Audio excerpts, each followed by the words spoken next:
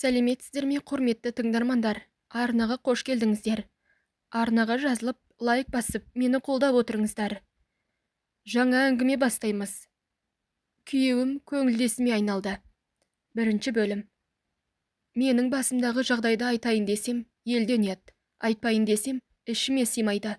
Соңғы 3 жылда отбасымның ойраны шығып барады.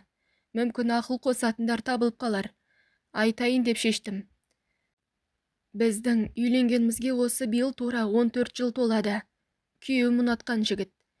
Екеуміз мектеп қабырғасынан жүріп тұрмысқа шықтым. Өзің жақсы көрген жігітке тұрмысқа шыққан деген жақсы емес пе? Алаңсыз едім. Ол да мені жандай жақсы көретін. Сол жылдарда бізден бақытты адам болмаған еді. Алайда бала көтермей 5 жыл жүрдім. Әсіресе соңғы жылдары енем мен күйеуімнің қыңқыл-сыңқылы көбейді. Енем бір сөзді әйел, алған бетінен қайтпайтын, түсі суық адам. Есесіне атам тыныш, ештеңемен есі жоқ, жанға жайлы кісі. Менің күйеуім де атама ұқсаған, айтарлықтай азары жоқ жігіт. Қысқасы тұрмысқа шыққаныма 3 жыл болса да, менің қарным көріне қоймады. Басында анда-мында барып жүрдік. Бәрі жақсы, балалы боласыңдар, күтіңдер, деп қуантып тастады. Өйткені сараптамалар жасап, біраз тексерген докторлар менен де, күйеуімнен де ешқандай кінәрат таппады. Алайда 3 жыл өтті ғой, деген енем айғайға басып. Әй қатын, аш түлкіге ұқсап бұрылаңдамай, бала тумайсың ба? Дейтінді шығарды. Мұндайда басым салбырап, айтуға сөз таппай, төмен қарап қалатынмын. Оған ашуы келген енем, онан сайын шүйлігетін болды. Амалын жасап жүрген болса, оны айт. Қазіргі жастар сондай ақылды боп кеткен дейді ғой, деп сөзімен түйреп өтетін болды. Құдай бермесе қайтейін, деп жыладым бір күні. Қалай құдай бермейді? Бәрі жақсы деп врачтарың айтып отыр, дейді енем. Онан мені қойып, күйеуіме бақырды. Қатарыңның балалары мектепке барып жатыр, басың салбырап жүре бересің бе, жүгірмек, дейді баласына. Шынымен де құрбыларым босанып, балалары тайтайлап жүрді. Кейбірінікі бақшаға барып жатса, біз бала жасай алмай жүрдік те қойдық. Әйтпесе бәрі ойдағыдай. Күйеуім бір еркектей ақ шаруасын тындыратын. Осы 3 жылда құр қалған күнім жоқ. Анау қонағым келгенде белім ауырып қозғала алмай қалған болмаса, басқа күннің бәрінде тыныштық жоқ. Сөйте тұра 3 жыл бітіп, 4-ші жылға кетті. Мен сорлы бәрібір бала көтермедім. Екеуің бірге барып, әулиелерге түнеп келіңдер. Онан болмаса 2 жаққа құрыңдар, бізге ұрпақ керек, деп тағы бір күні енем ұрсып берді. Бұл кісінің көкбеттігі сонша, басын көзің демей айтып салады. Және де үлкені бар, кіші бар демейді. Дастархан басында 2 бұттың ортасын сөз қылып, бәдігін сапырып кетеді. Біз оған ештеңе айта алмаймыз. Төмен қарап, жер шыққаннан басқа шарамыз қалмайды. Себебі 4-ші жыл бітіп, 5-ші жылға кетті. Біз әлі баласы жүрміз. Енді не істейміз? Деп күйеуімнен сұрадым. Білмеймін, деп құлазып қалды. Әулие 5-не дейін барып келдік қой. Онан беріде 3 ай өтті, деп қоям. Ол үнсіз жатыр, ештеңе айта алмайды. Сонан бала жасаймыз деп, интернеттен көргенің бәрін істейміз. Қатынастан кейін аяғыңды аспанға көтеріп жату керексің, дегенді оқып, 2 аяғымды қабырғаға тіреп, ұйықтаған түндерім болды. Алайда бәрібір бала көтер алмадым. Енді не істейсіңдер? Деп сұрады енем. Мен төмен қарадым. Күйеуім көреріміз деп міңгірледі. Көретін түгі де жоқ. Мына қатын әделеп бірдеңе жасап алған шығар, дейді. Сол жерде жаралы жүрегім зырқ етті. Негізі мұндай сөзді айтатындай бар еді. Өйткені байға тие салып, бала тумаңдар, деп қақсап отыратын коуштар бар. Енем соларды тыңдап отыратын. Мына қыздың несі ауысқан ба? Тумаңдар деген несі? Деп интернеттегі бір блогерді қарғап отырғанын көргенмін. Мені де солай ойласа керек. Бірақ мен бейшара тумаймын деп жүргенім жоқ қой. Туа алмай жүрмін. Ал тумаңдар деп отырған коуш болса, әуелі жағдайларыңды жасап алыңдар, сонан соң туасыңдар, дегендей сарында әңгіме айтқан болатын. Оның сөзін қалада пәтер жағалап жүретін жас келіншектерге арналса керек. Маған түкте қатысы жоқ. Өйткені менің жұмысым бар, үйім бар, келіншекпін. Қазірше енемнің қолында тұрған болмаса, бөлек үйіміз бары рас еді. Ол ауылдан көшіп кеткен қайнағамыздың үйі. Біз үйленген жылы бөлек шығып, абысыным екеуі қалаға кеткен. сонда тұрып жатыр. Былайша қарасаң, баласыз демесеңіз, басқа жағынан 4 құбыласы түгел келіншекпін. Дегенмен 6 жылға кетті. Онан 7-ші жыл келді. Бізде бәрібір бала болмады.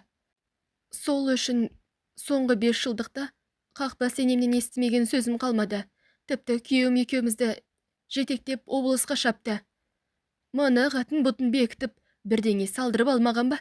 Деп өзі апарған докторынан сұрапты. Мұны естігенде қабырғам қайысып, жүрегім қақ жарылды. Енем маған сенбей жүрме сонда, деп жыладым. Қой жылама, сіңлім, ене деген сондай болады. Ойына не келсе соны айта береді. Қандай қатын екені көрініп тұр ғой, деп жұбатқан гинеколог біраз сараптама тапсыруға қағаз жазып берді. Бұл біздің 13-ші рет сараптама тапсыруымыз, бірақ ешқандай нәтиже жоқ, деп жылап отырдым. Көріп тұрмын, бірақ тапсырып көр, мүмкін қандайда бір өзгерістер болған шығар, деп қоя салды. Күйеуімді жетектеп жүріп, айтқан сараптамалардың бәрін тапсырып келдік. Онан нәтижесі шықты деп, телефоныма хат келгенде, қосақтасып тағы да бардық. Бірақ онан да ешқандай пайда болмады. Енді не істейміз, деп сұрадым. Білмеймін, деген күйеуім теріс қарап жатып алды. Сен өзің бірдеңе білемін деп айтасың ба? Деп айқайлап бердім. Бұл менің 7 жыл дегенде, өз күйеуіме бірінші рет дауыс көтергеп сөйлегенім болды. Білмейтін болған соң білмеймін дедім ғой. Мен құдайым ба? Деп ұрсып тастады. Ойбай, тамыз келсе 7 жыл толады. Әрі қарай не істейміз? Деймін жыламсырап. Сол күні маған ренжіген күйеуім ұйықтап қалды. Бізге мына құдай бере ме, бермей ме? Басын ұстап жата кеттім. Мұндайда кімді кінәлайын? Өксігім өзегіме тығылды. Бала тумасам, мына қатынның күн көрсетпейтін түрі бар. Сөзбен түйреп, тисе беретінді шығарды. Күндер зулап өтіп жатты. Енем екеуміздің арамыз ушыға берді. Сөйтіп жүргенде тамыз жетті. Біздің үйленгенімізге 7 жыл толып, 8-ші жылға кетті. Өзімше әлем желіні ақтарып, еміз деген болдым. Құрсақ көтере алмай жүрген қыз келіншектер тобына қосылдым. Әркімнің басында әртүрлі жағдай бар екен. Бірінің байынан, бірінің өзінен дегендей. Құрсақ ашпай жүргендер көп екен. Соңғы ширек ғасырда бала көтере алмайтын әйелдер мен белсіз еркектер көбейді. Бұл экологияның нашарлығының кесірі деп жазыпты. Жасырмаймын. Мен бірнеше сағаты бар мұғаліммін. Мамандығым жоғары болғасын, жалақым да жоғары. Асып-тасып артылып жатпаса да, бір басыма жетеді. Атам мен енемнің зейнетақысы бар, күйеуімнің табысы бар. Үйленген жылдары су жаңа көлік әпергенмін. Оның да қарызынан құтылдым. Не кредитім, не қарызым жоқ. Баласы жоқ демесең, өте бақытты отбасымын. Шіркін-ай, бір домалақ берсе қоймаған деймін. Енем күңкілдей берген соң, мен бейбақ жанымды қоярға жер таппай жүргенмін. Бір күні телефондағы топта әңгіме болды. Пәлен жерде бір кісі бар, бұрын білікті врач болған деп жатты. Қазір үйінде қабылдап жатыр. Өзінің тәуіпшілігі бар екен дейді. Сол жерде нөмерін жазып алдым. Қыркүйек айы еді. Алдағы демалысқа барсам деп қоңырау соқтым. Тұтқаны көтерген ер кісі жасымды сұрады. Онан қайда тұратынымды сұрады. 8 жылдан бері бала көтере алмай жүрмін деп ағымнан жарылдым. Аптаның мынандай күнінде келіңіз, деп кезекке жазды. Ол кісі бізге жақын тұрады екен, тек облыстарымыз басқа еді. Сол күні Құдайға сиынып, таң атпай жолға шықтық. Қолыма кішкентай Құран кітап ұстап алғанмын. Құшағыма қысып, Құдайға жалынып барамын. Күйеуім рөлде, екеуміз ғана кеттік. Сонымен айтқан уақытынан бұрын барып, кезек күтіп отырмыз. Кіріп шығып жатқан адамдардың қарасы өте көп екен. Бір кезде менің кезегім келіп, әлгі врач ішке шақырды. Бұл үйіне жапырылыс соғылған кішігірім кабинет еді. Сол жерде қабылдайды екен.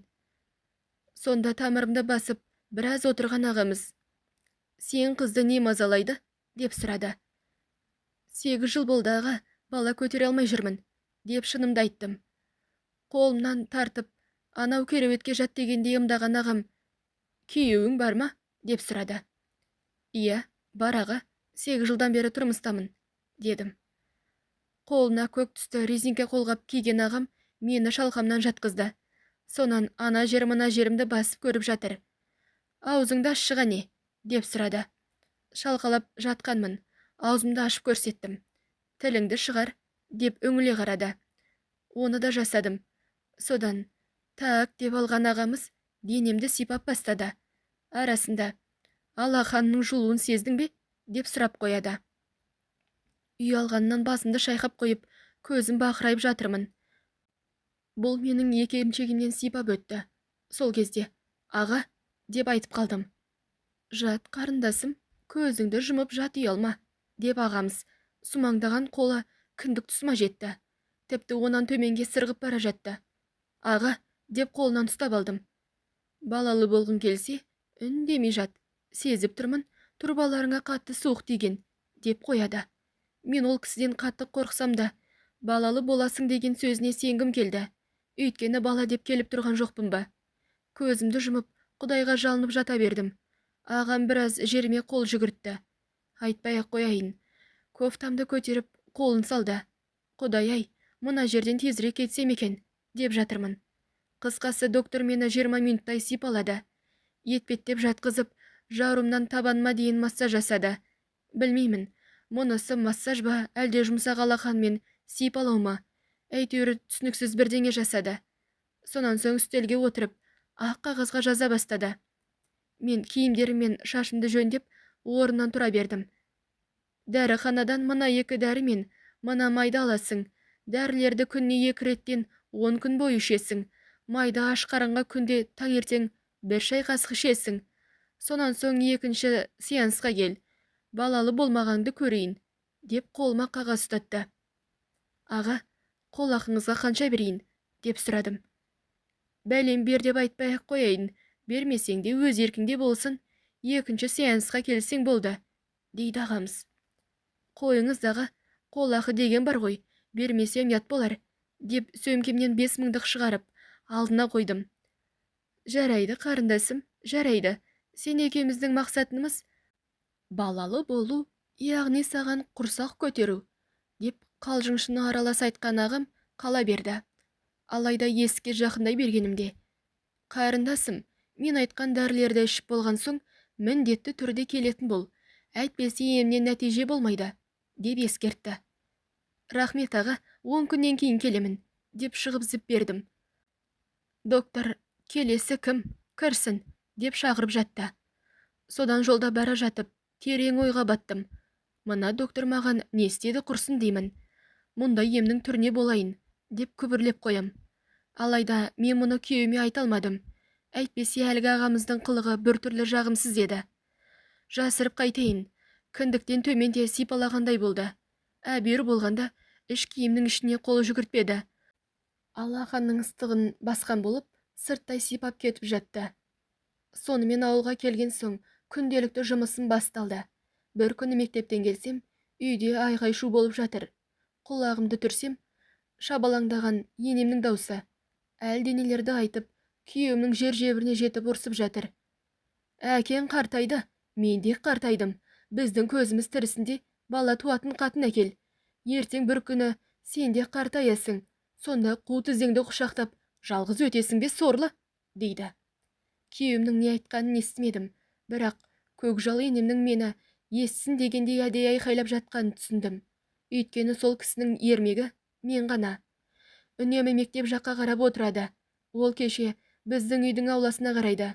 Кім келді, кім кетті, бәрі алақандай көрініп тұрады. Енемнің қысыр келіні аңдып бастағаны қашан еді. Жұмысқа кетсем де келсем де терезеден үңіліп қалады.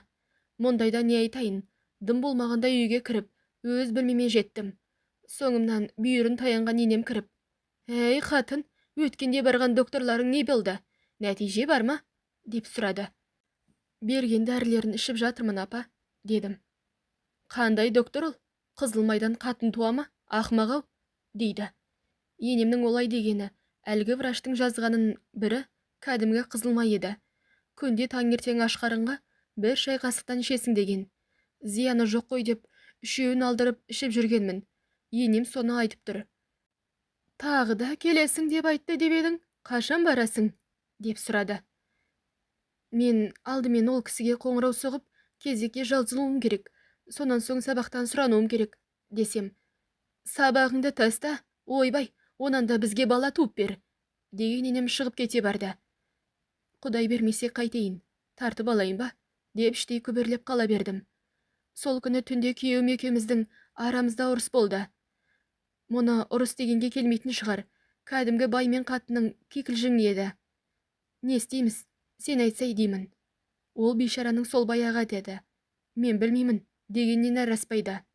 Ендеше ажырасамыз, деп айтып салдым. Тап осы сөз менің аузымнан 8 жыл дегенде алғаш рет шықты. Бұған дейін ажырасу деген сөзді екеумізде айтып көрген емеспіз. Күйеуім маған таңдана қарады. Неге сонша қарайсың? Ажырасамыз, деп екінші рет айттым. Басы салбырап, екі тізесін құшақтап, үнсіз отырды. Қатты аяп кеттім ғой өзін. Бұл менің жақсы көрген еркегім ғой. Оның үстіне етегіңді көтерген жалғыз еркек. Мен бұған аппағарымен қыздай қосылғанмын. Мұнан басқа еркекпен төсекке жатуда елестете алмайды екенмін. Бөтен еркекпен жатқан сондай жеркенішті көрінетін. Дегенмен біз пендеміз. Басқа салса бәріне көнеді екенсің. Әңгіменің жалғасы келесі бөлімде. Арнаға жазылып мені қолдап отырыңыздар. Арнаға жазылуды ұмытпаңыз. Сәлеметсіздер ме? Әңгіменің жалғасы. Әрине, мен оның көңіліне тиетіндей сөз айтқым келмейді. Бірақ енемді қайда қояйын? Соңғы күндері ол кісі менің жер жебіме жетіп барады. Өткен бір сөзінде, бала тумасаң баламның басын босат, деп айтып салды. Сол түні таң атқанша жылап шықтым. Оны мына байымда көрді. Бүгінгі енемнің сөзін бұлдай естіді. Бірақ мұның да қолынан келер қайран жоқ. Дәрілерімді ішіп болдым дедің ғой, докторыңа звондасай, екінші сеансқа апарайын, дейді. Сол түні бұл сорлының бір тапқан сөзі осы болды. Онан басқа айтарға сөзі де жоқ қой қайтсын. Сіңісіп жатып ойға кеттім. Дәрігер, врач, тәуіп, емші дейді. Тұла бойында сипағаннан басқа ол маған не істеді деймін. Шынымен де қылықтары түсініксіз еді. Дегенмен кел деді ғой, барсам барайын. Сонша адам жайдан жай бармайды ғой, деп ойладым. Осылайша ертесіне тұрып қоңырау соқтым. Бұл кім еді? Деп сұрады. Мен ғой аға, өткенде барып едім. Тағы да кел дегенсіз, 8 жылдан бері бала сүйе алмай жүрген келіншекпін, дедім. Иә, есіме түстің, қарындасым, ертең келе ғой, айтқандай бір қызылмай ала кел, дейді. Жарайды аға, ертең сағат нешеде барайын, уақытын айтыңызшы, десем. Уақыт деп отырмай келе берш, саған всегда без очередь қой, дейді. Мақұл деп алып ертесіне жетіп барып, естігін деп отырдым. Келесі бір пациентін шығарып салған дәрігер мені көріп, басқа облыстан келгенсіз бедіңіз, қарындас, жол алыс қой, кезексіз кіріңіз, деп дауыстап шақырып алды. Мен мұны кезек күтіп отырғандарға көз қылып, әдейі айтқанын түсіндім. Қысқасы, қазаншының өз еркі бар демей ме? Доктордікі тап сондай болды. Ішке кіргізген ағам мені кереуетке шалқамнан жатқызып, жалаңаш кеудемді қызыл маймен ысқылап жатты. Мына кісі өзі бір түрлі адам екен, деймін таңғалған күйде жатып. Бұл менің денеңе қолын жүгіртетін докторға алғаш рет жолығуым еді. Шынымен де, бір қарағанда ем жасап жатқандай болғанымен, екінші жағынан түсініксіз әрекеттері бар. Мысалға, бір қолымнан тамырын ұстап тұрып, екінші қолының саусағымен кіндігімнің үстінен басып тұр. Ол да ештеңе емес еді. Кіндіктен төменді басып, онан сипап өткенін қалай түсінемін? Аға, сіз не істеп жатырсыз? Деп сұрадым. Ағам сонда үндемеді. Мұрындағы маскасын тамағына түсіріп жіберіп, теріс айналып кетті. Онан шатырлатып қолғабын шешіп, қолын жуған болды. Сонан соң ғана үстелде отырып, журналына үңілді. Қарындасым, денсаулығыңда айтарлықтай кінәрат жоқ. Сонда да жақсы жағына өзгеріс бар. Келемін десең тағы бір рет кел. Қошқардай ұл табуың нәсіп етсін, деп барып тоқтады. Сонда осы сіздің ем дегеніңіз бе? Деп сұрадым. Иә, мұнан артық қандай ем керек? Айттым ғой, менің қасиетім екі қолымда, әсіресе мына саусақтарымда. Әрине мен ауруыңды жұлып алатын құдай емеспін. Бірақ көтеріп жатсаң, бір биік жетектеп келсең керек емес демеймін, деп сөзінің соңын күлкіге айналдырды. Сонан соң, мына дәрілеріңді тағы да 13 күн іш, деп қағазға көрсетті. Рахмет аға, анау май не қылайын, деп сұрадым. Оны өзіңмен бірге ала кет. Ол сенің майың ғой, дейді. Май деп отырғанымыз мен апарған қызыл май қорапшасы еді. Оны маған доктордың өзі айтқан, ала кел деген. Сол майдан алақанына құйып, бөксеме дейін сылағаны болмаса, басқа түк істеген жоқ. Содан қалған майды өзіңмен бірге ала кет деп тұр. Мен оны аш қарынға ішіп жүрсем, бұл менің бөксемді сылап тастады. Құдай-ау, емнің түрі де болады екен ғой, деймін. Сол күні ұнжырғам түсіп үйге қайттым. Өйткені емшінің түрі анау. Қол жүгірткеннен басқа түк бітірмеді. Сонда осы адамға сеніп жүре бергенім дұрыс па? Бірақ олды болсаң тай жетектеп келесің деді ме? Сондай бірдеңе деді ғой. Демек өз-өзіне сенімді адам шығар, әйтпесе олай айтпас еді, деймін. Біле білсеңіздер, ауырған адамның жүйкесі жұқарады. Не болса соған сенетін әлжуаз болады. Енем қатты қыспақ қалған еді. Мен де сондай күйде жүрген кезім. Сонан болар. Соңғы 8 жылда бір ретте дауыс көтеріп көрмеген күйеуіме дауыс көтердім. Онан ешқашан ойыма келмеген ажырасу деген сөзді айттым. Хош, бардыңдар да келдіңдер, сонымен не бітіріп қайттыңдар? Айтыңдар ғане. Деген енем сол күні кешкі тамақ басында күйеуім екеумізді тағы да тергеп бастады. Байым не айтсын? Шешесіне мынадан сұра дегендей маған қарады. Тағы да дәрі-дәрмек жас берді. Оны үшін ішіп кел деді, деп қысқа қайырдым. Сонда, деп ерін шүйірген енем, анау майды не үшін алдырыпты? Дәрі жасай ма екен? Деп сұрады. Осы сөзінен қорқып кеттім. Мен деген сорлы қатынмын ғой. Доктор май әкел деп айтты деп, байымды дәріханаға жіберіп нем бар деймін. Өзде енемнің алдында айтқаным есіме түсті. Тұла бойымды сылап сипат деп қалай айтамын. Иә, апа, дәрі жасап қоям деп алып қалды, деп өтірік айтып құтылдым. Өкіметтің шығарған майына соншама не қосады екен? Қосатын болса өкіметтің өзі қоспай ма? Әй, осы сен барып жүрген врачың дұрыс врач па өзі? Деген енем әрі қарай үндемеді. Қысқасы, осы жерде де мен оған сөйлемей құтылдым. Өйткені бір ауыз сөз қайтарсам, енем жын ұрып, от алып кететін білем. Сосын оны тоқтатып көр. Аузынан ақ ит шықса, көк ит кіріп тоқтамайды. Сол үшін де бұл қатынды біздің ауыл Айша Байбек дейді. Мектептегі коллегаларымның ондай қатынға қалайша келін боп жүрсің деп сұрағандары да көп болған. Менің маңдайыма байым тыныш. Бір ауыз артық сөзі жоқ момын жігіт. Келін болсам осы еркек үшін ғана келінмін. Енемнің қылығы өзіне болсын. Түптеп келгенде ол кісі менің емес, атамның маңдайының соры. Сол күні көңілсіз қайтқанды көрген күйеуім кешке қарай жағдай сұрады. Мамам айтқан врач жайлы мен де сұрайын. Сонда ол сені неменем деп жүр, тамыр ұстап көріп қайтып жібере сала ма? Дейді. Иә, ол кісі тамыр ұстайды, сосын қай жерің ауыратын айтады, деп шұбырта бердім. Айтқанында не дейін? Пайдасы болмаса, барып не керек? Ондайды талай докторлар айтқан жоқ па? Төк шықпайды ғой, дейді. Жолымды кес-кестеп болмаған сөзді айтпаш осы, деп ұрсып тастадым. Тоңқылдамай қоя салшы. Барам десең тағы да апарам ғой, тек пайдасы тисе екен деймді, деген күйеуім тым-тырыс болды. Күйіп жүрміз ғой, екеуміз де күйіп жүрміз. Баланың болмағаны кімге болса да жақсы емес. 8 жыл толып барады. Айтқандай, докторға барам десем, сол адамға барғым келетте тұрды. Мүмкін торсықтай ұл табасың дегеніне сеніп қалдым ба, білмеймін. Әйтеуір үміттене бердім. Бірақ қисынсыз қылықтарын күйеуіме айтпадым. Әйтпесе екінші барғанда да бір түрлі көрінген. Сонда да қолында биотогі бар адам дейтін емшілерді осы күні де естіп жүрміз ғой. Тіпті телефонда отырып онлайн емдеп жатқан емшіні де көрдік. Мына заманда ештеңеге талым қалмайтын болғанбыз. Ана 3000 теңгеден жинап алып, жатар кезде бата беретін қатында бар ғой. Халықтың бір аты Бұқара деген. Олар бастарына түспегенше не болса соған сене береді. Сенбесеңіздер онлайн бата деген бар. Ақша салсаң бата береді. Сонда кімді көрсең де ойлағандары оңай ақша табу мен баю ғана. Сол Бұқараның бірі мен болдым. Әрине, ол үшін маған жан-жақтан тиген соққылар болды. Соларды айтып берейін. Екінші рет тәуіпке барып келген кезім еді. Бір күні анам қоңырау соғып қонаққа шақырды. Енең мен атаңды да айтам, бірге келесіңдер, деп қояды. Алайда сол күні кешке күйеуім шу шығарды. Мен бармаймын, өздерің бара беріңдер, деп отырып алды. Оған ашуы келген енем қарғап сілеп, соңында такси шақырып кеттік. Сөйтсем, ол бейшараға ағайын туыс туып беретін тоқал ал деп айтпақшы екен. Мен жоқта өзіне ескерткен.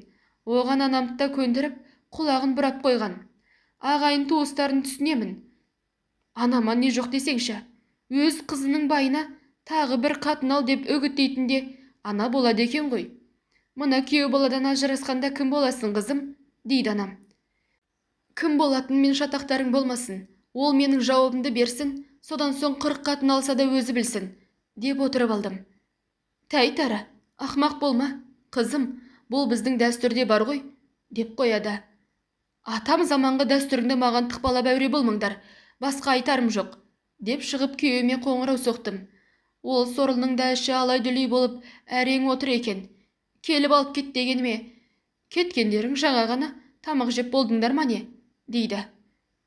Мен бұл жерден тамақ жемеймін, үйге қайтамын, келесің бе жоқ па, деп сұрадым. Жарайды келейін, бірақ сен былай шыға бер, үйдегілер мені көрмей-ақ қойсын, деген күйеуім келетін болды. Қысқасы менің кеткенімді ешкім білмей қалды. Соңымнан қоңырау соққан анама, мен кетіп қалдым, үйдемін, деп қоя салдым. Әй қыз, сенің мұның не? Деген анам тоңғылдап қала берді. Ал енді табан тіреп бармай қойған күйеуімнің құпиясын айтайын. Оған себеп алдын ала ескерткен екен. Бұл сол үшін бармаған. Сонда тоқал алуға мен қарсы болсам, бұл да қарсы болғаны ғой. Сенен басқа ешкім керек емес, деп тұнжырап отыр.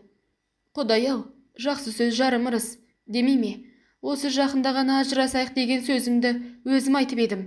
Сол сөзім аузымнан шығып, жағама жабысқандай күйде болдым. Біз бейбақтар ашуымыз келгенде, аузымызға келгенде айта береміз ғой. Оның дұрыс емес екенін тап қазір түсіндім. Менің де сенен кеткім жоқ. Тоқал алым десең, жолыңды байламаймын. Бірақ есіңде болсын, менің басымды босатып, алатын тоқалыңды сонан соң аласың, деп шарт қойдым. Оны бастап жүрген мамалар ғой, дейді. Сенің мамаңды түсінемін. Менің мамама не жоқ, деп жылап алдым. Рас-ау, жасым енді 30-ға жеткенде төсегіме тоқал араластырып нем бар. Сол қараңғалғырды керек қылмайтын қаусаған кемпірмейдім. Және де менің білдей бір үлкен мектепте санаттағы ұстаз деген атым бар емес пе? Байым үстіме тоқал алса, не боламын? Екі қаншық бір кесеуге таласып жүреді екенмін ғой. Жалпы осы тоқал алу деген не сән? Өзі деймін да, бір қатынды туғыз алмай жүрген мына сорлы екінші қатынды қайтпек. Алдағы демалыс анау докторға барамыз, дедім байыма. Ол саған 10 күннен кейін келесің деген жоқ па? Барғанымыз кеше ғой, дейді. Барамыз деген соң барамыз. Бүгін кеш боп кетті. Ертең қоңырау соғып сөйлесемін. Кел десе ертең-ақ барамыз. Сол адамның пайдасы тиіп жатыр, деп айтып салдым. Жарайды, енді ашуланбаш, барсақ мынау тұрған жер ғой, деген күйеуім ойын болды. Сол түні жатып алып, жылайын келіп, күйеуім көзінің жасын сүртіп жұбатып әлек. 8 жыл бір төсекте жатқан байыңды басқаға көзін қисын ба? Мен бұл жігітті қатты жақсы көремін ғой. Бұл менің бауыр басып қалған барым мен нарым ғой. Мына төсекте менің орнымда жатқан басқа қатының бейнесін елестете алмайды екенмін. Біреудің байына тоқал боп тиетін қыздардың шаштарынан жұлып, қолдарына беру керек. Анау бәлесіне шоқ басу керек. Әй, сен тұрып маған қараш, деп байымды жұлқып жібердім. Сонда басын көтеріп алара қараған байым. Ей, көзінде ілінген екен. Сонша түртіп не болды? Деп шошына қарады. Кім ол қатын? Айт, деп шәң кеттім. Қай қатын? Қандай қатынды айтасың? Дейді таңырқап. Шешең әпелім деп жүрген қатынды айтамын. Ол кім? Деп сұрадым. Білмеймін, танымаймын. Бая қайтыс болған келіншек деп айтқан еді, дейді. Мәссаған, мыналар менің сыртынан тон пішіп, тігіп тастаған ба сонда? Енді тек мына еркектің иығына жабу ғана қалған сияқты. Үндемесең суға берет деген осы екен ғой. Олай болса мен өзімнің кім екенімді көрсетейін бұларға. Міндетті ана үй болса, ол үйдің тап бір еденіне сейін. Қорлығымның көргенін айтпай-ақ қойдым. Баласының баласы болмаса, баласынан көрсін. Бері десе беріп жатырмын ғой. Аянып қалған жерім жоқ. Салғысы келсе салып, алғысы келсе алып жүрген жоқ па бұл? Қысқасы менің тілімді осылай шығарды. Жүйкемнің тозғаны сонша, енемнің әрісі болмасам да берісі болып шыға келдім. Сөйтіп ертесіне-ақ доктор ағама қоңырау соқтым. Қалайсың қарындасым? Деп ескі танысындай қал сұрап жатыр. Жақсы аға, жақсы. Мен сізге тағы да барғым келеді. Қашан барайын? Деп сұрадым. Дәрілеріңді ішіп біттің бе? Дейді. Жоға, әлі 6 күн бар, дедім. Ішіп біткенде бірақ келмейсің бе? Әлде келе бересің бе? Деп сұрады. Оның сұрағынан себеп те бар. Себеп сол, дегеннен тағы да барғым келеді деп айтқаным. Ол сорлы соған үміттеніп қалса керек. Келе ғой қарындасым, келе ғой, деп зыпылдап берді.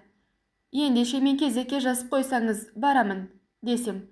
Кезек деп отырма, сенде келіншекті біз без очередь қабылдаймын, бірақ түс қайта кешкісін кел, деген ағам қуанып қалды. Болды аға, барамын, дедім де мектепке зып бердім. Сөйтсем боранды күнді бұқ қыстайды дегендей, ауданнан комиссия келеді, деген директор жауап бермей, қап деп барып, сан соғып шарасыз күйде қалдым.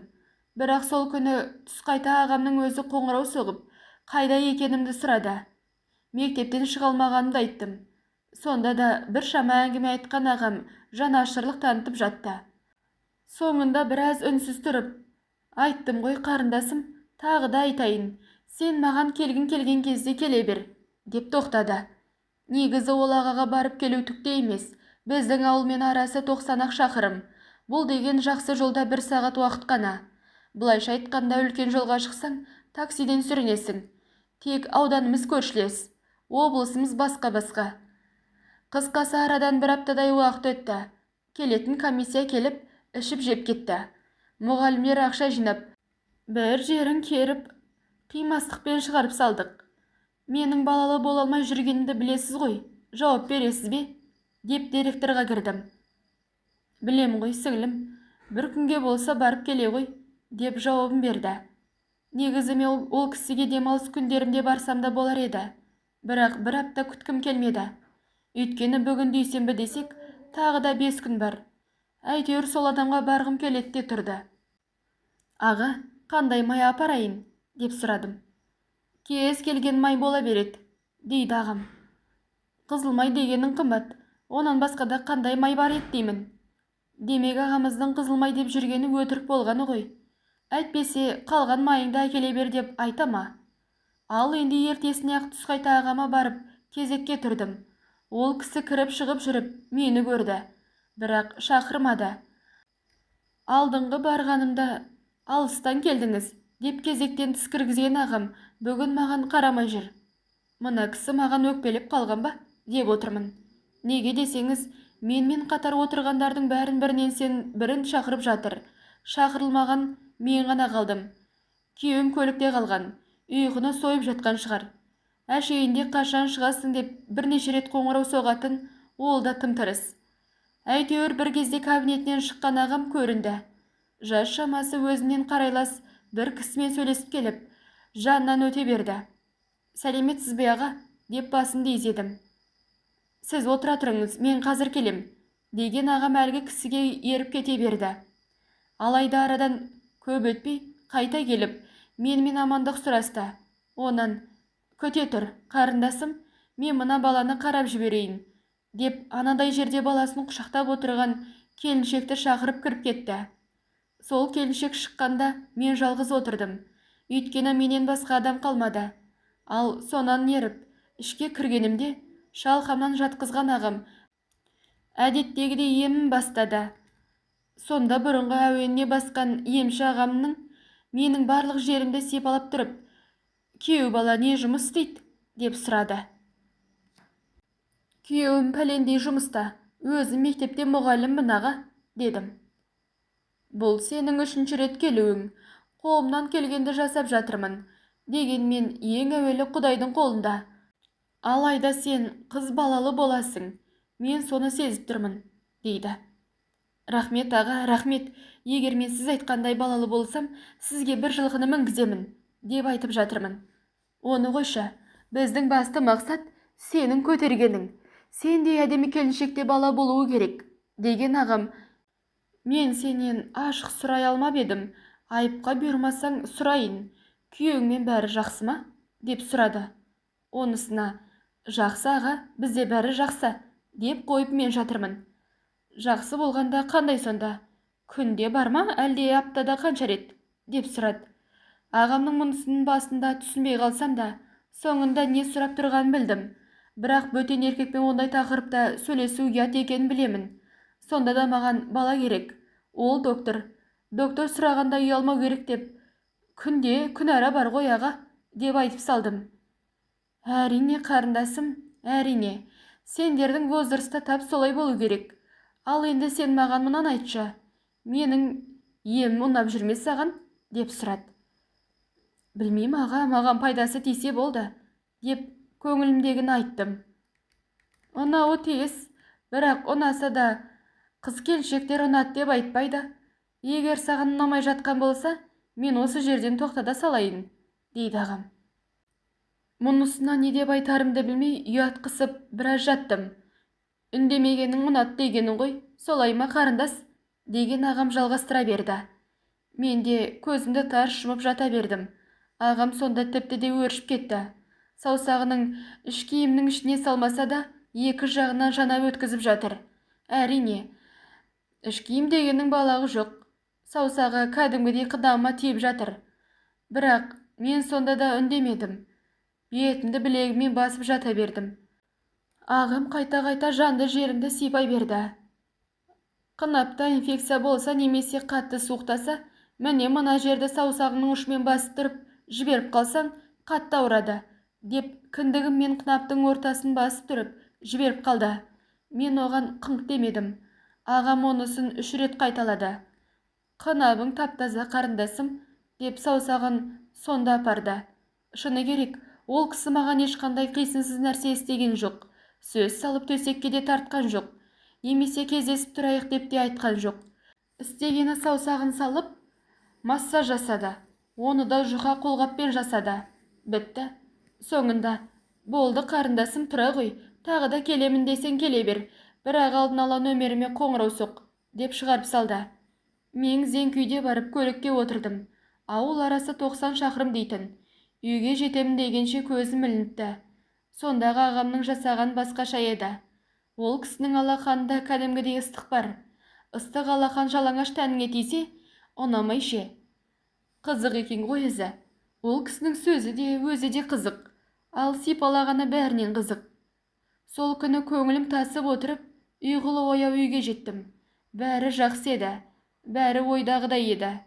Алайда қабағына мұз байлаған ненем шай басында бәрін құртты. Не бітіріп келдіңдер? Деп бастады.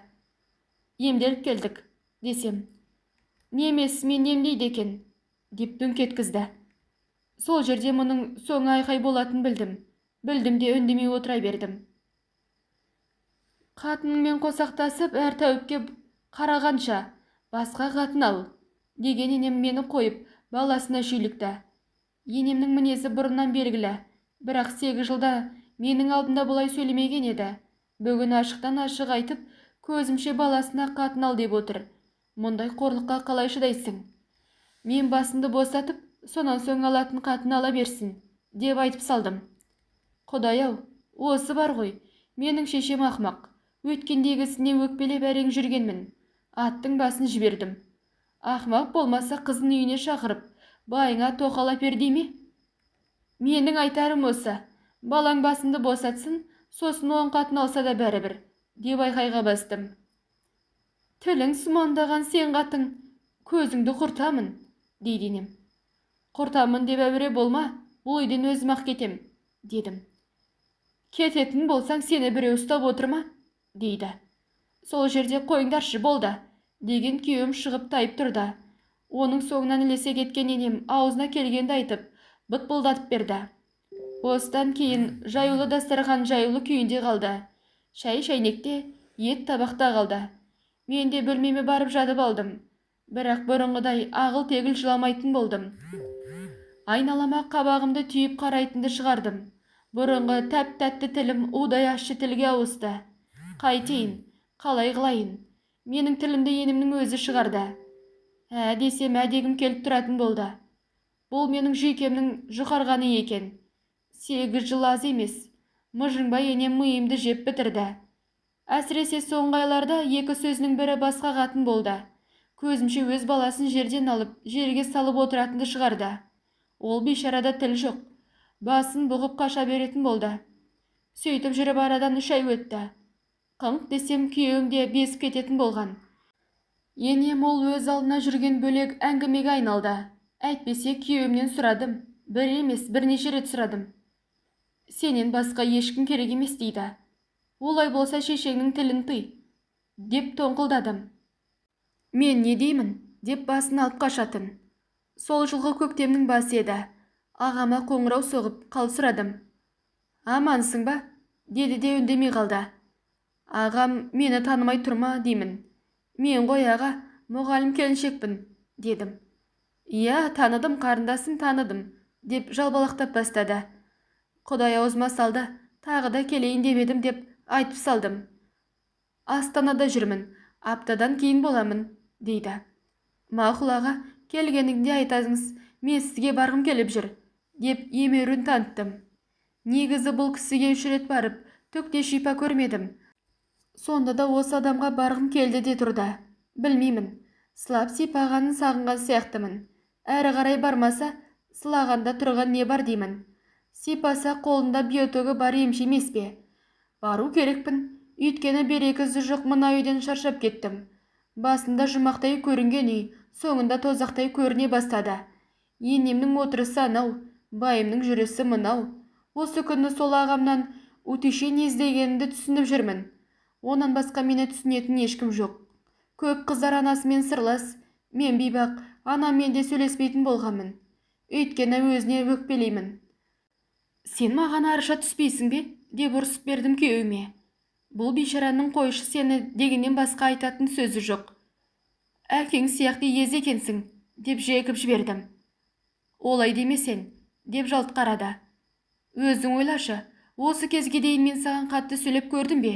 Әлде шешеңе сөйлеп көрдім бе? Сөйлеген емеспін ғой, бірақ мұнан кейін сөйлейтін боламын, дедім. Сонда кінәні кімнен іздеп жүргенді өзім де білмеймін. Сірә менің бойымда кінәрат бар ма өзі? Ол бейшара адуынды еркектей, қауқары бар жігіт қой. Сонда кінә менен болғаны ма? Жоқ, менен емес, сенен. Менен болса қаншама докторға бардым. Біреу болмаса біреу айтар еді ғой. Анау ағамда барлық сараптамаларымды қарап шығып, денің сау деген. Ерсең емшағаға апарасың, жұмысыңнан жауап сұрап кел, дедім күйеуіме. Жауап бермейтін шығар, көктем болған соң жұмыс қауырт болып жатыр, дейді. Сонда да сұрап көр, берсе бергені, бермесе өзім барамын, деп моншаға кірдім. Ал енді ертесіне үлкен жолға шығып, таксиге отырдым. Қарасам ешкім жоқ, адам болмаған ба деп қоямын. Аға, деп есікті тақылдаттым. Жауап берген ешкім болмады. Жаймен ашып басымды сұқтым. Кабинетінде ағам жоқ екен. Телефонымды алып қоңырау соқтым. Иә, жақсы, қазір барамын, деп қоя салды. Осы бүгінгісі де бұрынғыдай болды. Ағам барлық жерімді сипап уқалап берді. Менен басқа ешкім жоқ қой аға, деп сұрадым. Ұзын жолдан түнде келдім. Ұшаққа билет болмай пойызда қайтып кедім. Қатты шаршаппын, сол үшін адам қабылдамадым, дейді ағам. Менің сізге келіп жүргеніме 4 ай болды, бірақ мен көтермедім, деп сұрадым. Құдайдың бұйрығы бар, сол күні көтересің, дейді ағам. Аға, сіз маған шыныңызды айтыңызшы, бұл менің күйеуімнен емес пе? Сіз оның да сараптамаларын қарап шықтыңыз ғой, деп сұрадым. Мен де соны түсінбей жүрмін, деген ағам мұндай жайттың ара-гідік кездесіп тұратынын айтты. Сонан соң әңгімеміз басқа арнаға ауысты. Өйткені енемен арамызда болып жатқан проблемаларымды айттым. Шариғат бойынша, мұқтаждық болса да болмаса да, мұсылман адам 2-3 қатын алуына болады, дейді. Ол заман өтіп кетті, деп қоямын. Қысқасы, қарама-қарсы отырып біраз сөйлестік. Соңында орыннан тұрып, басқа күйеуге тисем, балам болатын шығар аға, себебі менің денім сау ғой, деп сұрадым. Әлі жассың ғой, тағы да бір шама күт. Қарындасым, болмай жатса көрерсің, дейді ағам. Шынымды айтайын, осы барғанымда ағама берілемін деп бармадым. Бірақ қарсыда боламайтын халде бардым. Алайда массажын жасап, бойымды біраз балқытқан ағам әріге бармады. Онысының өзіне қанағат деп мен кеттім. Осылайша күндер зулап өте берді. Ағам айтқандай бала көтермедім. Сонан соң ағам да ұмыт бола бастады. Айтқаны келмеді деп өкпелеген болдым. Сөйтіп жүргенде жаз бітіп, күз келді. Қарбалас мектеп қайта басталды. Енемен арамыз ушыға берді. Өз асын өзі пісіріп жеп, жатып қалатынды шығарды. Бір күні жұмыстан келсем, үй алдындағы кереуетте төсегім тұр. Біраз денені шығарып, үйіп қойыпты. Ырымдап алған бесігім де бар еді. Оны да шығарып лақтырыпты. Бұл не қылығыңыз? Деп кіріп бардым. Айтқаныма көнбейді екен, ондай баланың керегі жоқ. Әне төсектерің, әне киімдерің, өкшелеріңді көтеріңдер, дейді енім. Ол аздай, өз қолым өз көтімді тазалауға жетеді. Қызметің керек емес, кет жоғал, дейді. Бұл біздің бет жыртысып, бетіміз ашылып кеткен кездегі еді. Аттың басын мен де жібердім. Сонда қатты долданған енем аяқ киімін лақтырды. Онысын өзіне қайтып лақтырдым. Екеміз екі кештің ортасында біраз жерге бардық. Сөйтіп арпалысып жүрсем, біреу келіп, иығымнан түрткендей болды. Жалт қарасам, артымда атам тұр. Келінжан, мына кілт алып, ана үйге бара қойыңдаршы, деп сыбырлап жанып тұр. Қолынан жұлып алып, қалтама сүңгіттім. Бірақ ол үйде бір жас қыз тұрады. Соған жалға бергенмін. Сол түні көлігімізге жүргімізді тиеп, сонда бардық. Енемнің ойы бізді ажырастырып жіберіп, баласына басқа қатын әперу. Оған баласы қарсы, мені жібермеймін дейді. Енем оны менен көреді. Қысқасы күтпеген жерден мен осылай бөлек шықтым. Қаладағы абысыным қоңырау соғып, қал сұрап жатты. Айтпай-ақ қойшы, мен де оның талай қызықтарын көргенмін. Шыда келін, сабыр ет, дейді. Ал енді ертесіне ақ біздің ауыл шу ете қалды. Мектептің өсегі бар, бір бөлек. Кеткенің дұрыс-ақ, сенің енең жауыз қатын, деп сыбырлағандар болды. Мына жұрт бекерге Байевик қатын демейді ғой. Менің де жүйкемнің сыр бергені сонша, мен де Байевик келіншек болып бара жаттым. Сонымен бөлек кетсем де, аштан өлмейтінді білдім. Айтып ем, жалақым біраз мұғалімнен жоғары болатын. Күйеуім де жұмыс істейді, оның да табысы бар. Үлкен үйде айналдырған екеуміз ғана. Бір бөлмемізде медик қыз бар. Мен ол қызды сіңлімдей көріп, достасып кеттім. Ол менің сырласым мен мұңдасым айналды. Бала асырап алсаңыздар болады ғой тәте, дейді бір күні. Ол әрі сауап болады, әрі бала болады және де үкімет ай сайын ақша беріп отырады. Салық төлемейсіз, біраз льготтар қарастырылған, дейді сіңлім. Мұны естіп алып сол түн-ақ бала асырап алайық дедім күйеуіме.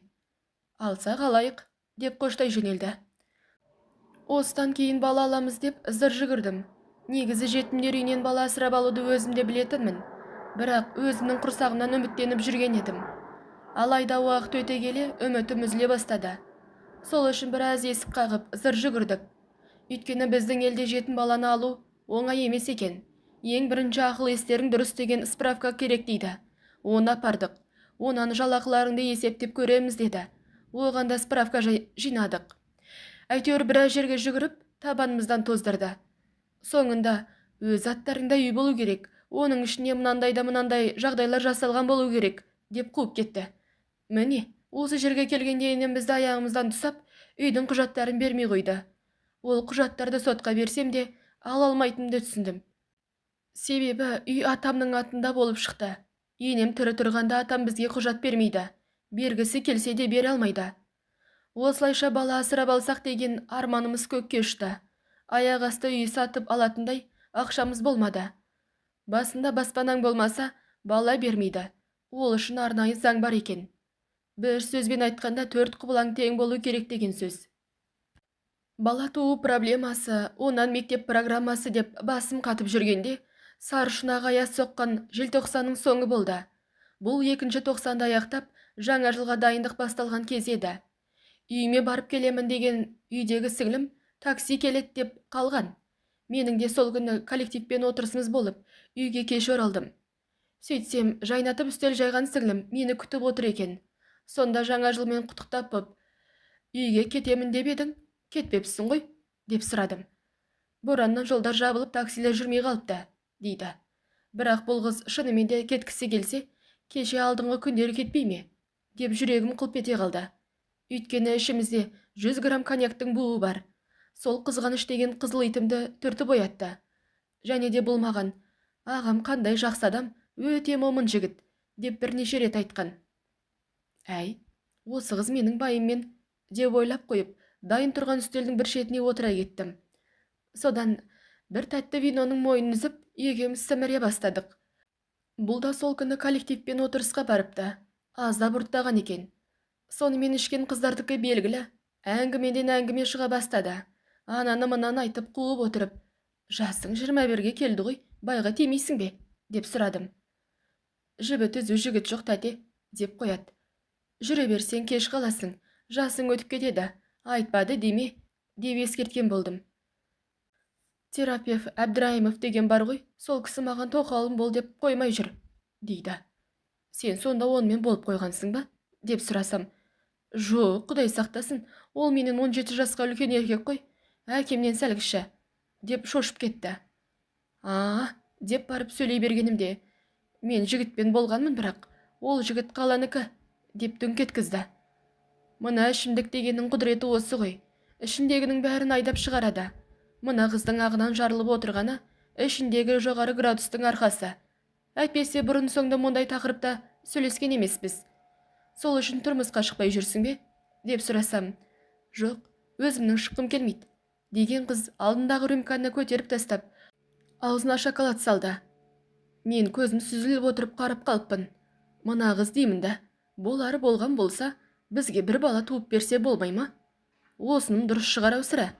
Мен қарнымды байлап жүрсем, кім біліп жатыр? Мұндай жолмен балалы болғандар бар ғой. Тәте, сіз де алып тастасаңызшы, деп сызыла сөйлеген қыздың даусы ойымды бөліп жіберді. Содан саусақтарым дірілдеп, вино құйылған рюмканы көтере бердім. Сөйтіп қызыл виноңыз корпоративте ішкен коньягыма қосылып, құтырып шыға келді. Бұлайша айтқанда, аямай бастан тепті. Аяқ қолынан жан кетіп, тілімді шайнап, мүңгірлеп бастадым. Сіңлім, саған бір нәрсе айтсам ренжімейсің бе? О не еді, дейді. Бұлар мына о не деген сөзді көп қолданады. Бізде олай айтпайды. Әр елдің салты басқа дегеніңіз осы. Не болғанда сен маған бала туып берсей? Деп қалжыңдаған болдым. Қойыңыз тәте, деп күліп жіберді. Пәтер ақысын сұрамаймын, әдемі қымбат шуба әперемін, үйтемін бүйтемін деп сымпылдап жатырмын. Сөйле, тілім, сөйлей ғой, ішіңде жын шайтаның сідігі барында сөйлеп қал. Құдай-ау, пәтер ақысы деп аузымды толтырып айтқаным, көті қураған 20 000 теңге. Бір үйдің бір бөлмесінде тұрса, оның артық не сұрайсың? Оның өзі ұят сияқты. Жоқ, тәте, қайдағын айтпаңыз, қойыңызшы, дейді. Сонан соң жанына жақын отырып: сіңлім, бұлай болсын, екеуміз апалы сіңлі болайық, мен саған көмектесіп тұрайын. Бәрібір тесіксің ғой, деп айтып жатқандарым есімде. Әрі қарай аяғым аспаннан келіп, аударылып түсіппін. Ол не айтты, не қойды білмеймін. Тек таңертең оянғанда қатты мас болғанымды түсіндім. Төсегіме айналдыра құсып, оның үстіне аунап тастаппын. Мәссаған, мені біреулер ұлағатты ұстаз дейді ғой. Менің құсып тұшып жатысым мынау. Қандай жеркенішті еді. Басымдың ылдап ауырып өліп барамын. Миымның ішінде 1000 екші көкпар тартып төбелесіп жатқан сияқты. Әй қыз, менің байым қайда? Оның жоқ екенін білгенде, әрең жатсам да орнымнан атып тұрдым. Алайда өзімнен өзім жеркеніп барамын. Бөлмемнен шығып, ваннаға жүгірдім. Бет жүзімді жуып, киімдерімді ауыстырып, төсек жапқыштарымды кір жуышқа лақтырдым. Сонан соң ғана байымды іздеп қонақ бөлмеге бардым. Түндегі үстел сол қалпында қалыпты. Анау бұрышта бүк түсіп жап-жас қыз ұйықтап жатыр. Ол да құсықтан кенде қалмапты. Жатқан жерін жайпап тастапты. Әкеңнің үйінде жатырсың ба? Менің байым қайда? Деп сұрауға шақ қалдым. Өзім әрең жүрмін, басым сынып барады. Содан тәлтіректеп барып телефонымды алдым да байымды іздедім. Папаның жанында қалдым ғой, сенде бәрібір жақсы ма? Корпоративің қандай болды? Деп сұрап жатыр. Жақсы өтті, дедім де, үф деп жата кеттім. Әрі қарай сөйлейтіндей шамам жоқ еді. Байымның әкесінің жанында жатқанына қуандым. Мына қыздың жанында жатқанын көрсем, не болар еді деймін. Көзім бақырайып жатып, әлденелер еміс-еміс есіме түсе бастады. Маған бала туып бер деп мына қызға айттым ба деймін. Әлде ол менің түсінбеді? Жоқ, түсім емес-ау, өңімде айтқан сияқтымын. Егер айтқан болсам деп өзімше есептей бастадым. Бұл бізден бар жоғы 8 жасқа кіші қыз. Ана өзінен 17 жасқа үлкен шал терапевт қыңқылдап жүр дейді ғой. Оған қарағанда бізді мұнымен қатарлас құрдастас сияқтымыз. Сол күні күн ұзақ бұл қыз ұйқысынан тұрмады. Қонақ бөлменің есігін қапсыра жауып, мен де ауырып жаттым. Мына сайтан алғыр арамсыздықты неменеге сонша іштім екен деймін. Анау күнде ішетін маскүнем еркектерге рахмет дейін. Олармен бір төсекте жататын қатындарына мыңда бір рахмет. Бұл арақта адам қызығатындай да тәтті дәмі болмаса, ішесің, абыройыңды айрандай төксе, ертесіне өлейін деп ауырып жатсаң. Мына жұрт осы пәленеге неге сонша құмара? Кешке дейін тырп етпей жаттым. Өйткені қозғалуға шамам келмеді. Құдай-ау, бір түнде аузы басымды ұшық қаптап, қалтырап дірілдеп қалпақтай ұштым. Қыз жатқан қонақ бөлмеге кіру түгілі есігін ашқым келмейді. Ашсам жүрегім айнып құсып жіберетін сияқтымын. Ал анау қыз сес шығармай әлі жатыр. Ол сорлы өз бөлмесіне жете алмай отырған жерінде құлаған. Бүгін мереке ғой, бүгін 31 желтоқсан. Телефоныма біраз адам қоңырау соғып, хабарлама жазыпты. Оған қарайтын мен бейбақта шама жоқ. Құттықтаған анама да жауап жазбадым. Үйге қайт, сенің жанында жатсаң, әкең тұрып кете ме? Деп жаздым күйеуіме. Бір айдай болды, атамыз ауырып төсек тартып жатқан. Сол үшін күйеуім күнде күн ара барып келіп жүретін. Төсек тартып жатыр дегенге мен де бір рет барғанмын. Сонан соң қайтып есігін ашпадым. Онан да Құдайдан қорыққаннан барып едім. Обалына не керек? 8 жыл бірге тұрып, атам маған бір ауыз қатты сөйлеген емес. Атам өте жақсы адам. Пайғамбар өткен жасқа еткенде дертке шалдықты. Күйеуімнің үйінде түнеген себебі осы еді. Қысқасы, күн кешкіргенде меңіреу боп жатқан қыз оянды. Ваннаға барып, салдыр-гүлдір шомылып жатыр. Әйел адамның арсыз судан ішкені дұрыс емес-ау деймін. Мені қойшы, ішімде күйеуім бар. Бір балаға зарықтырған шерім бар. Мына қызға не жоқ деймін. Әбері болғанда байым келемін дегенше, қыз қонақ бөлмені тазалады. Терезелерін ашып, кесе шәйнектерді ас бөлмеге тасып жүр. Оны салдырлатып бір шеттен жуып жатыр. Онан зырылдатып, шаң сорғышты қосты.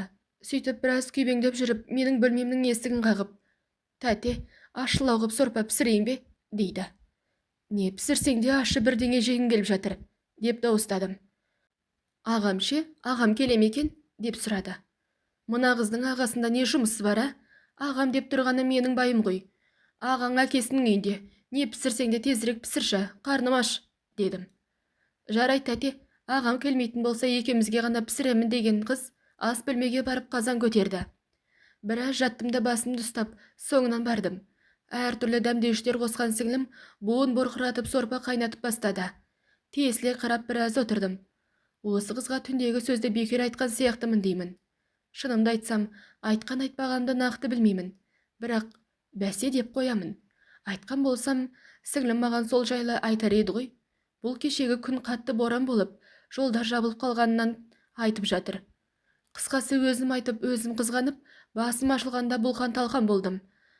Сол үшін өзі үндемесе де, өзім айтпаймын деп шештім. Ал егер айта қалса, папянки деп жуып шаймақшымын. Өйткені қазіргі жастарға сенім жоқ. Бұларға ақша болса болды. Оның үстіне қымбат шуба дедім бе, әйтеуір біраз нәрселер әбишайт етіп тастаған сияқтымын. Сол түні тамақ піскенше күйбеңдеген қыз ештеңе демеді. Не десін, көріп тұрмын ғой. Бұл байғұста басы ауырып өлейін деп жүр. Онан менің де аузы басыма жара шығып, жетісіп тұрғаным шамалы. Бастарымыз сынып отырып, тамақ ше бастадық. Көлігі гүрілдеп, үстімізге күйеуім кіріп келді. «Әкең қандай екен?» деп сұрадым. «Әкем жақсы», деген күйеуім сырт киімдерін шеше бастады. «Сенің сол әкеңнің орнында шешең ауру болса ғой деймін», деп шәңкеттім. Үстел басында отырған сіңлім басын көтеріп, таңдана қарады. Бірақ екеуі де дымын демеді. Содан бет жүзін жуған күйеуім келіп, үстелге жайғасты. «Шешең тамақ бермеді ме?» деп кекеткен болдым. Күйеуім сонда да үндемеді. Сіңлім тұрып, бір кесе сорпа құйып алдына қойды. Онан үстел шетіндегі түннен қалған тәттілерді ысырып қойды. Жаңа жылдық демалыс бітсе, қалаға алып кетемін. Әкемнің жағдайы ауыр, дейді күйеуім.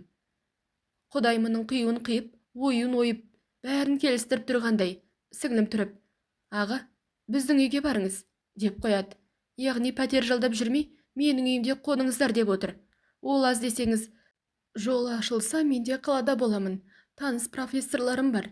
Әкеңізді апарып көрсетейік, дегенді қосты. Мына қыздың менің байымды тартып алмақ ойы бар ма?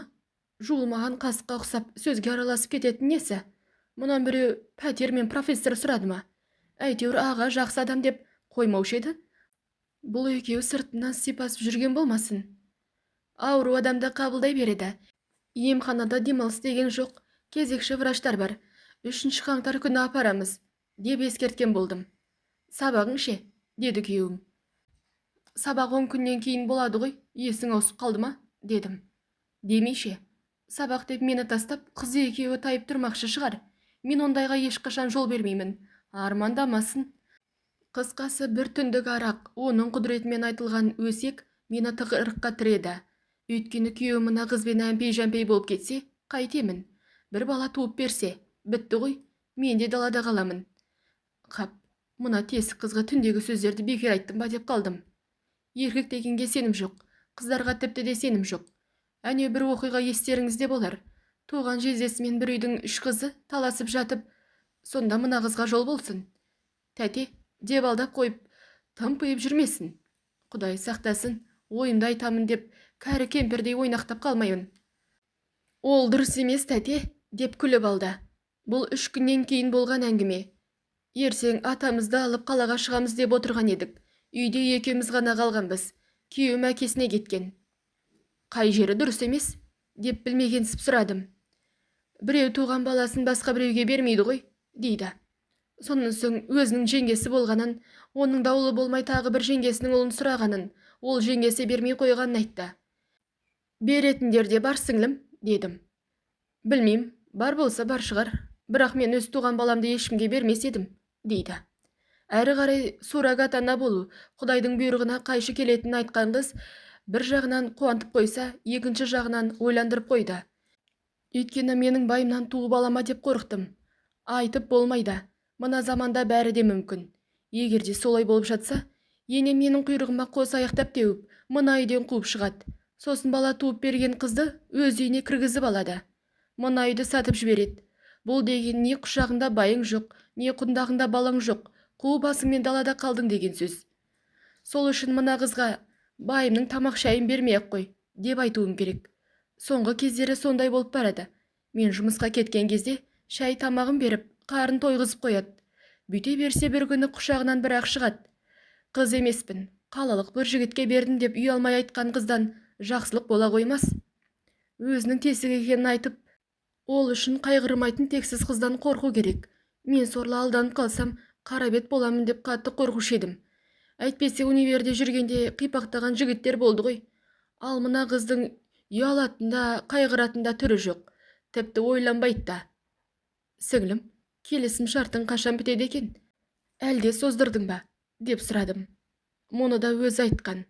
Тағы 5 жылға отырсам деп жүрмін, деген. Сол үшін сұрадым. Өйткені бұл қыздан ертерек құтылу керек. Әркім әртүрлі ойда болар, бірақ әңгіменің жалғасы келесі бөлімде. Арнаға жазылып мені қолдап отырыңыздар. Арнаға жазылуды ұмытпаңызшы, өтініш.